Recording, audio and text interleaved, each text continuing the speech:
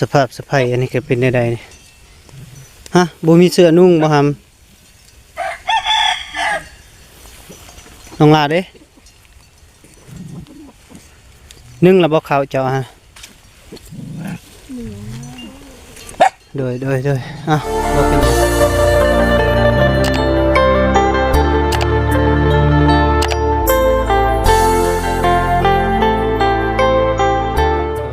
ดอกเกี่ยวกับมาเจอเนาะพี่น้อง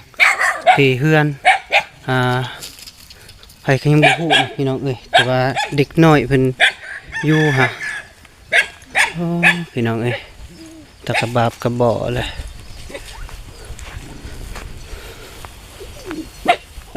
สวัสดีลูกหล่ะสวัสดีเฮ็ดหยังอ่ะน่ะต้มมี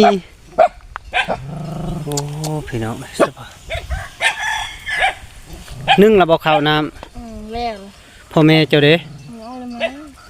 ฮะยังบ่ทันมาอันนี้ก็แม่นน้องเจ้าเบิดบ่นี่คนนี้เด้ร้านกินยิ้มเก่งแท้วันนี้นะสภาพสะพายอันนี้ก็เป็นได้นี่ฮะบ่มีเสื้อนุ่งบ่หำน้องลาเด้นึ่งแล้วบ่ข้าวเจ้าฮะโดยบ่เป็นหยัง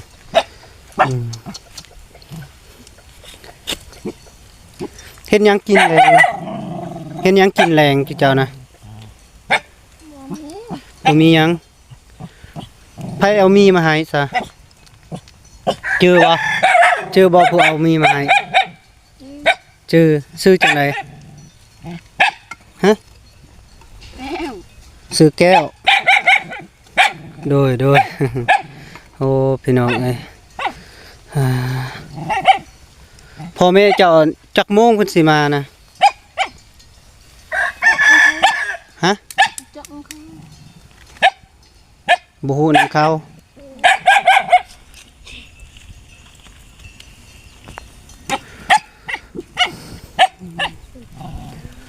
ข้าวน่ะนึ่งสุกแล้วบ่นึ่งสุกบ่ได้ไปโรงเรียนบ่หำบ่ได้ไปเบิดทุกคนเลยเป็นหยังคือบ่ไปไปหมู่กันไหลตีหมู่ไหลตีเป็นหยังคือไหลตีโอ้ตะกะบาบกะบอยเลยเนาะพี่น้องเนาะไปโรงเรียนกับหมู่ไหลตีเนาะพี่น้องเจ้าก็บ่ได้ไปโรงเรียนบ่หำเป็นหยังคือบ่ไปบ่อยากเรียนบ่หรือว่าบ่มีอันปุ่มบิ๊กไปบ่เกิบเป็นหยังคือบ่ใส่บ่มีเกิบเจ้าอยู่กับไผเดี๋ยวนี้ครับบ่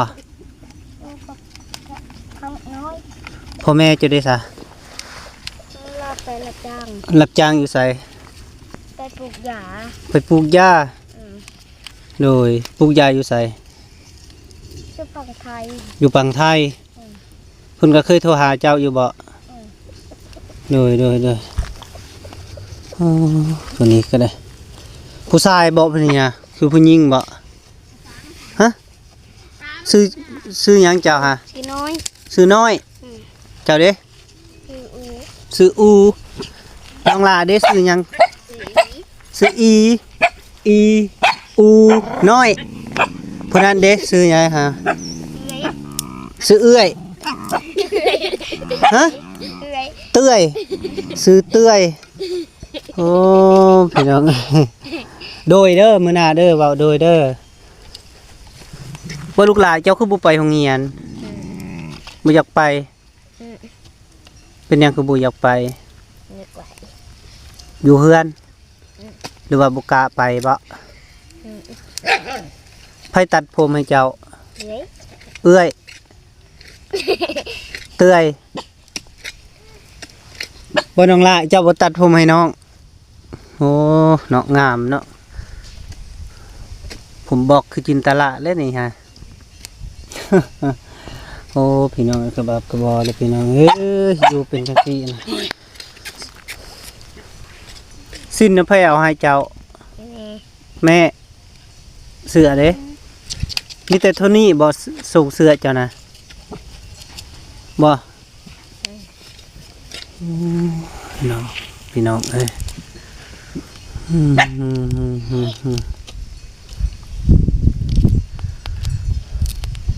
คันผู้ใหญ่ใจดีเพิ่นสิซอยเรือแต่เจ้าสิอยากได้หยังบ่อยากได้หยังฮะจะได้หยังฮะคันผู้ใหญ่ใจดีเพิ่นซอยเรือแล้วก็เจ้าอยากได้หยังครับ ขนม ข้าวนมโดยข้าวนมอยากได้ทอกข้าวนมหันทรงเสื้ออยากได้บ่ ได้ อยากได้โดยอยากได้ก็ว่าเลย อันนี้อยากได้แต่ทอกข้าวนมเท่านั้นโอ้น้องละบ่ได้เมื่อเฮือนบ่มีบ่เฮือนเจ้าอยู่บ้านใหญ่มีบ่บ่มีเจ้ามาอยู่พี่เลยโอ้พี่น้องเอ้ยตายบ่หำอยู่จังไดอันนี้นะพากันนอนแบบใดไปพาอายไปเบิ่งไป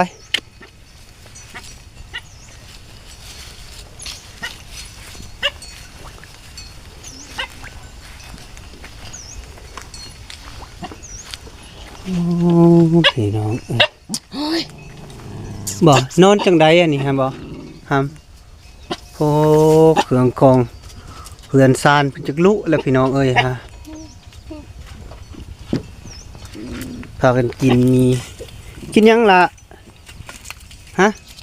ไผเอามีมาให้ฮะฮู้วะโอ้พี่น้องเอ้ยมีของเบาลีเอามาให้เนาะพี่น้อง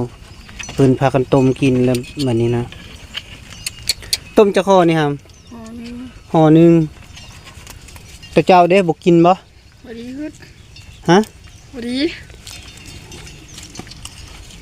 เจ้าเคยเห็นข่อยบ่เจ้าเคยเห็นข่อยบ่ฮะข่อยเคยเห็นเจ้าอยู่ใดเจ้าเคยไปอันตลาดนัดบานนาแพรกบ่โอ้น้องพี่น้องเนาะน้าบ่าวนี่เคยอันมาลัดซื้อเป็ดซื้อไก่อยู่แถวบ้านนี่แหละแถวนี้เลาะเบิดแล้ว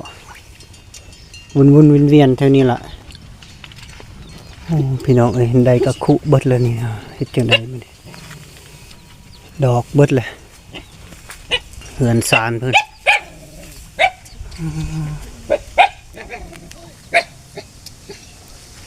สังกะสีก็ได้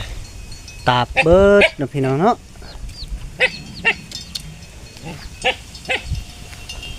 ไปคุยนำน้องลาก่อนจักหน่อยเอามานั่งพี่ไหมย่านบ่เจ้าย่านบ่ฮะเจ้ามีพ่อแม่อยู่บ่ยังมีครบเนาะผู้ใดเป็นลูกกำพร้าเป็นผู้ใด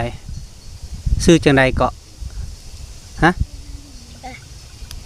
บ่ฮู้เลยโดยเนาะพี่น้องเนาะเฮ้ยมานั่งพี่ควรไฟค่ะมาน้องละมา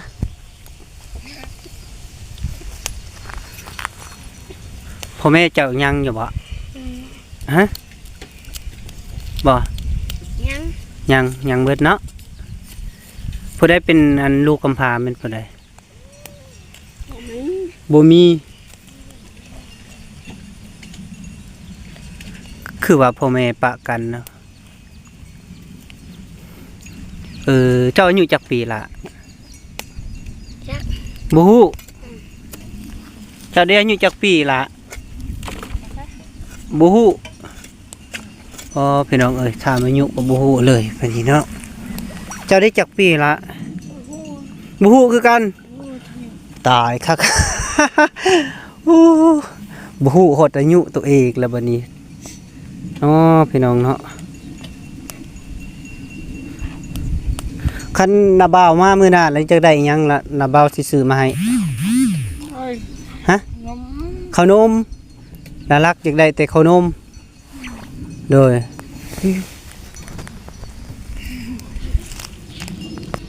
ย่างโกโก้อยากได้ทรงเสื้อแล้วก็ขนมมีเนาะโดยโอ้ยมันมีเวลาพอแล้วนาบ่าวจึงมาแล้วก็กะบ่ดนดอกกะประมาณ 2-3 มื้อก็สิได้มาดอก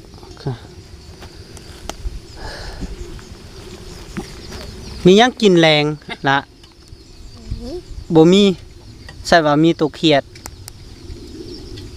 ได้เขียดลายอยู่บ่ฮะบ่มีกินนี่ว่ามีเขียดอีกได้บ่มีอีกโอ้พี่น้อง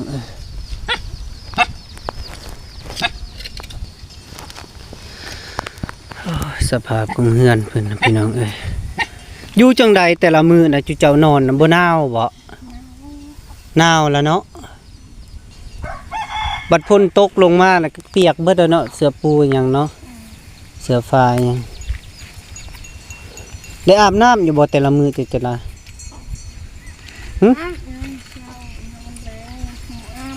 โอ้เบิ่งนักแข่งครับพี่น้อง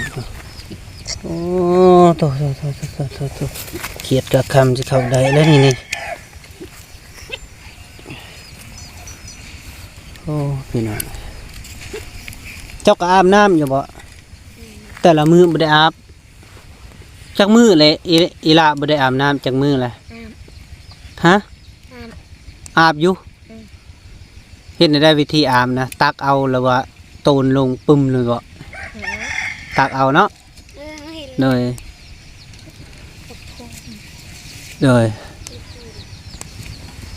เป็นยังอ่ะนะเฮือนคนบ่อยู่พุ่นน่ะภาษาโอ้ตายพี่น้องเอ้ยเจ้าบ่ย่านบ่อยู่ใกล้ภาษาบ่ย่านบ่เก่งเติบเนาะพี่น้องเอ้ยอยู่ใกล้ภาษาก็ยังบ่ย่านเลยเพิ่นเนาะพี่น้องเอ้ยสาสงสารขมุขมุมอยู่แบบนี้พ่อแม่ยังบ่ทันมาเพิ่นก็สะอาดแล้วกินต้มมี่ล้างถ้วยอยู่บ่ล้างแล้วอันนี้มันน้องเจ้าบ่2คนนี่ล้านผู้นี้บ่น้องจักคนน้องเจ้า2ผู้เดียวนี้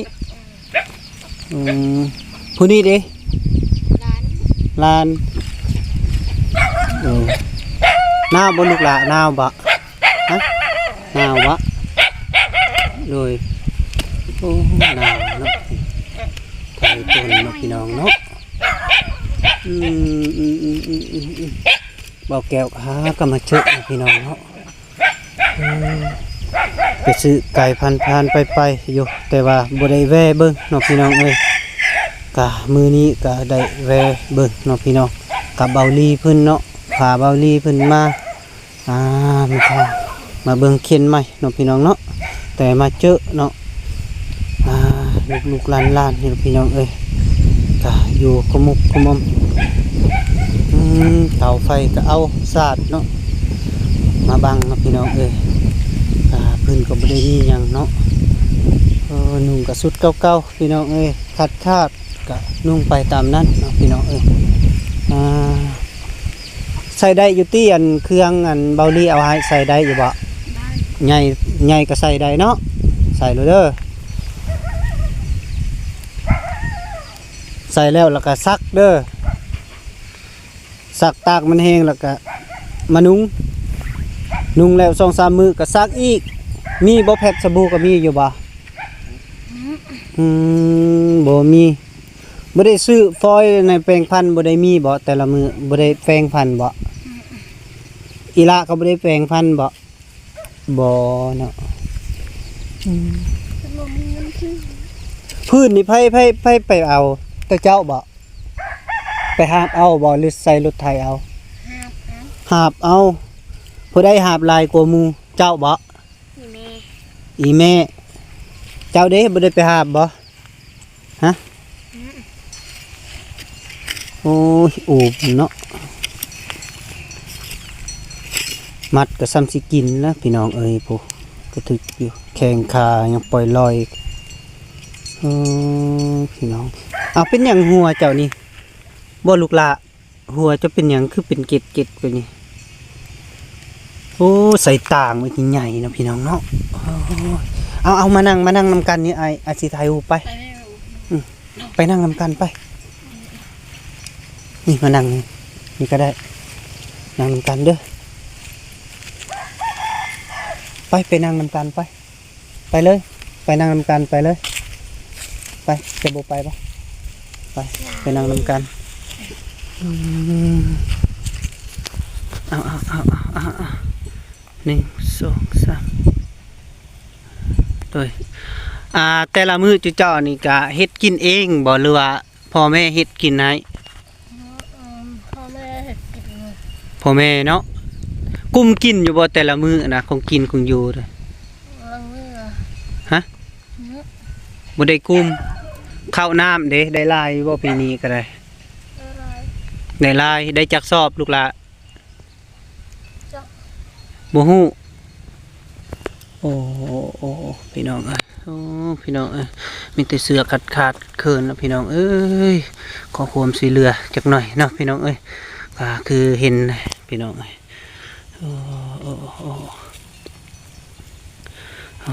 ชื่อดูตี้นาบ่าวชื่อเนาะมื้อหน้านาบ่าวมาแล้วก็นาบ่าวถามก็จึงชื่อเนาะชื่อบ่ยิ้มแล้วบัดนี้นาบ่าวชื่อบ่าวแก้วเด้อคันซอง YouTube กับบ่าวแก้ว Channel เข้าไปเบิ่งได้อยู่โอ้พี่น้องเอ้ยมื้อนี้ก็มากับเบาลีก็เลยมาเจอเนาะเด็กทีนี้เนาะพ่อแม่เพิ่นยังบ่ทันมาเนาะพี่น้องเอ้ยแต่ว่าก็เลยพบเห็นแล้วก็แว่เนาะพี่น้องตาสงสารเนาะเจ้าเฮ็ดหยังน่ะคือคุมตาดำๆลูกหละผู้ชายบ่ไผเฮ็ดไผตี ต้มใช่ไหม ลมใส่ไม้โอ้ผู้นี้ผู้หญิงบ่ผู้นี้นะ ผู้หญิง ผู้หญิงเนาะผู้หญิงผู้ชายผู้หญิงคิดว่าผู้หญิงนะผู้นี้ก็ได้